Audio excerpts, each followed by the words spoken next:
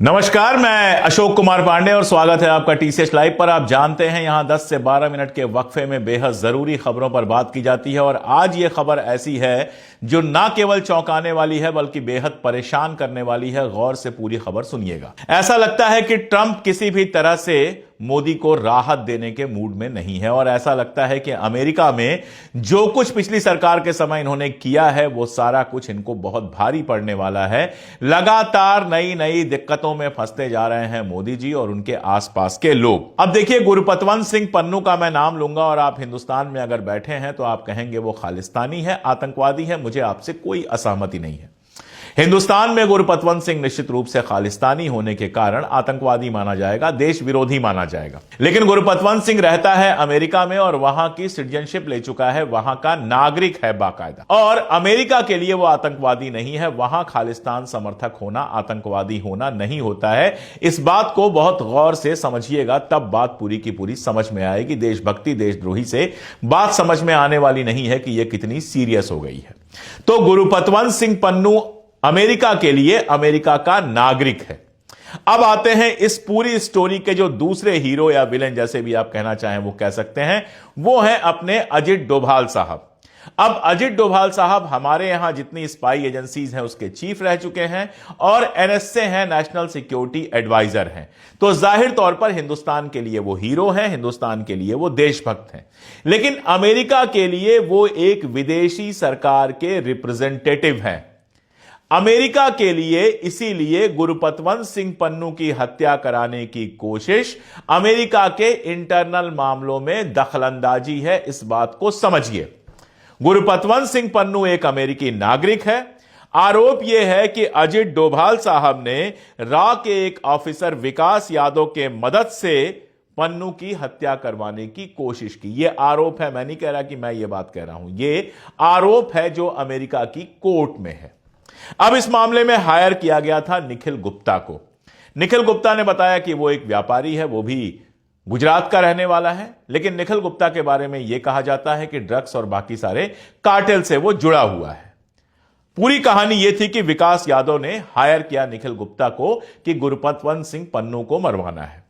निखिल गुप्ता ने हायर किया एक लोकल बंदे को और पता यह चला कि वो जो लोकल बंदा है वो डबल एजेंट है, वो अमेरिकन एजेंसीज के लिए भी काम करता है। इस तरह यह ब्लंडर हुई और इस ब्लंडर में निखिल गुप्ता पकड़ा गया और निखिल गुप्ता इस समय अमेरिका की जेल में है। उसने क्या क्या गवाही दी है यह हमें नहीं पता।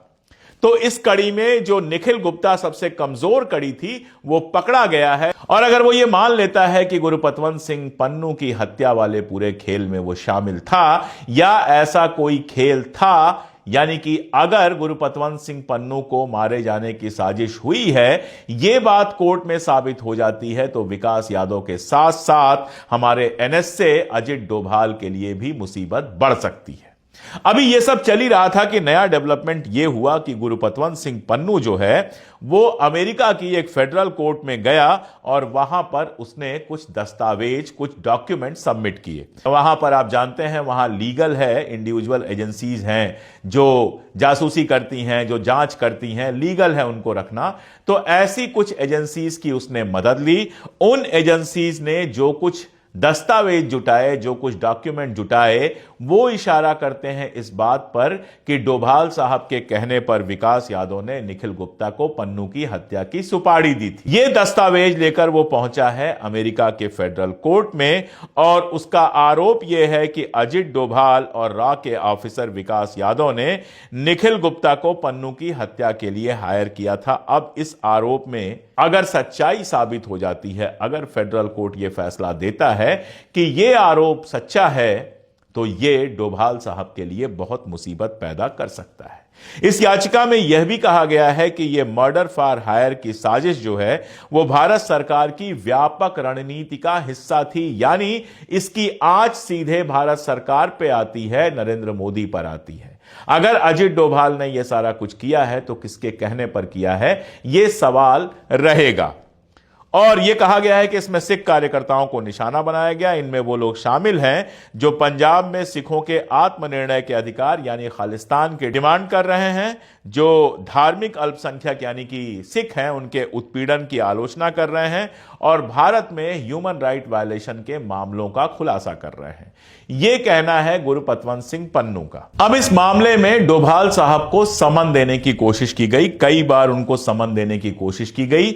अमेरिकन सीक्रेट सर्विस के जो ऑफिसर्स हैं उनसे मदद ली गई, जहां डोभाल साहब ठहरे हुए थे वहां नोटिस भेजी गई, और जब यह सब पॉसिबल नहीं हुआ तो मेल या किसी और तरीके से समन भेजा गया है। और कोर्ट में पन्नू यह कह रहा है कि डोभाल को समन देने का जो प्रोसेस है वो पूरा हो चुका है, और अगर समन देने का प्रोसेस पूरा हो चुका है तो लीगल प्रक्रिया यह कहती है कि आपको 21 दिनों के भीतर अमेरिकी अदालत में पन्नू ने जो आरोप लगाए हैं उसका जवाब देना होगा। पन्नू ने जो आरोप लगाए हैं वो मैंने आपको पहले ही बता दिया।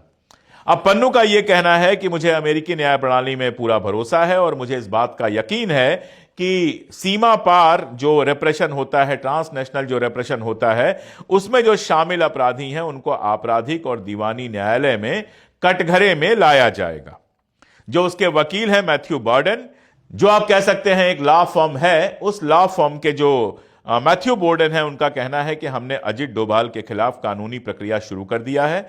इस मामले में वो एक प्रमुख प्रतिवादी हैं और अब अपनी संलिप्तता यानी इसमें शामिल होने की बात वो छुपा नहीं सकते। हम उनसे सबूत जुटाने और अपने मुवक्किल के लिए न्याय सुनिश्चित करने के लिए तत्पर हैं, तैयार हैं। यानी ये पूरा किस्सा यह है कि आरोप लगा अजित डोभाल साहब के ऊपर। इस पूरे मामले में निखिल गुप्ता की गिरफ्तारी हुई है, उसकी गवाहियां आई होंगी, और यह आरोप कोर्ट में लगा है, हवा में नहीं लगा है। पन्नू ने बाकायदा याचिका दी है, याचिका को कोर्ट ने मंजूर किया है, समन जारी किया है, और वो समन यह कहा जा रहा है कि अब अल्टरनेटिव तरीकों से मिल चुका है डोभाल साहब को। तो डोभाल साहब की जिम्मेदारी है कि 21 दिनों के अंदर इसका जवाब दें। अगर डोभाल साहब जवाब नहीं देते हैं तो जाहिर तौर पर यह मुमकिन है कि भारत सरकार से कहा जाए कि इनका प्रत्यर्पण करें ताकि इनके खिलाफ मुकदमा चलाया जा सके। अब अगर ऐसा होता है तो यह बेहद खतरनाक होगा।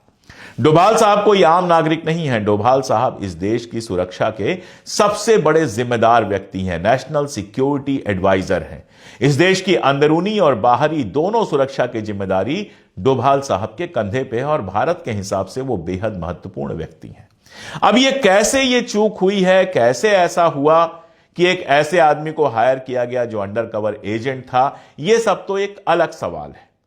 बड़ा सवाल यह है कि नरेंद्र मोदी अभी अमेरिका गए थे, उनकी ट्रंप से मुलाकात हुई है। वो दावा करते हैं ट्रंप उनका बहुत अच्छा दोस्त है। ट्रंप ने भी जब कहा कि हमने अपने दोस्त नरेंद्र मोदी को $21 मिलियन दिए थे तो उसमें दोस्त लफ्ज का इस्तेमाल किया, यानी दोनों लोगों के बीच में रिश्ते बहुत अच्छे हैं। इन सबके बावजूद अगर एनएसए डोभाल के खिलाफ वहां पर लीगल प्रोसेस चलता है और उनको समन जारी होता है और समन का जवाब ना दे पाने की स्थिति में उनके खिलाफ कोई मामला बनता है तो यह भारत के लिए बहुत शर्म की बात होगी। दरअसल एक बात मैं आपको बार बार कह चुका हूं कि सारे देश ऐसा काम करते हैं, सब दूध के धुले बनेंगे, लेकिन कोई देश ऐसा नहीं है जो यह काम ना करता हो। इजराइल ने तो जाने कितने दुश्मनों को दूसरे मुल्कों में मरवाया है, आप अच्छी तरह से जानते हैं। अभी हाल हाल की बात है, लेबनान में उसने पेजर बम विस्फोट कराए। अभी हाल हाल की बात यह है कि उसने जो नसरुल्लाह साहब थे उनकी हत्या की और कितनी सारी हत्याएं उसने करवाई हैं। अमेरिका खुद यह काम कर चुका है और भी मुल्क इस तरह का काम करते रहे। लेकिन इस तरह से फंसना कि सीधे नाम आ जाए, उस ऑफिसर का नाम आ जाए जिसने यह काम करने की कोशिश की, एनएसए का नाम आ जाए, यह बताता है कि भारत सरकार से बहुत बड़ी रणनीतिक चूक हुई है और इसकी कीमत भारत सरकार को बार बार चुकानी पड़ रही है। आप जानते हैं कि ट्रंप बेसिकली एक बिजनेसमैन है। पहले ही वो अडानी के मामले पर सर पे चढ़ के टैरिफ कम करा रहा है, अपना कूड़ा F-35 आपको बेच रहा है। अब ये एक और मामला उसकी गोद में पड़ जाएगा तो वो भारत से जाने क्या क्या कीमत वसूलेगा। जो लोग अपने आप को बहुत मजबूत 56 इंच और वगैरह वगैरह कहा करते थे, वो इस तरह की नादानी कैसे कर गए, ये मेरे लिए आश्चर्यजनक बात है। और उससे भी ज्यादा ये सवाल इंपॉर्टेंट है कि क्या हिंदुस्तान को इसकी और ज्यादा कीमत चुकानी पड़ेगी। अब मोदी जी क्या कदम लेंगे, डोभाल क्या कदम उठाएंगे, ये सारा कुछ बेहद महत्वपूर्ण हो गया है। आने वाले दिनों में समझ में आएगा कि इसमें आगे क्या होता है।